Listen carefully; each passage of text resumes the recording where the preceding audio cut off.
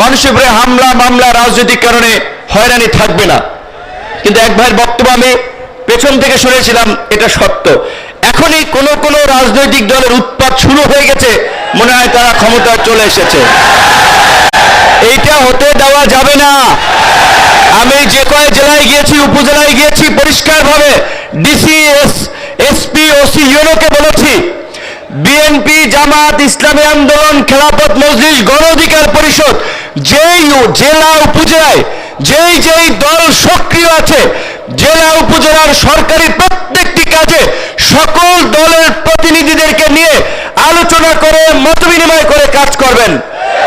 এই যে BGD, BSF, বয়স্ক ভাতা, ওএমএস, টিসিবি, বিভিন্ন ধরনের যে সরকারি কার্যক্রম আছে, কোন রাজনৈতিক দলকে প্রাধান্য দিয়ে বাকিদেরকে গোড়ায় ধরবেন না, এটা হবে না।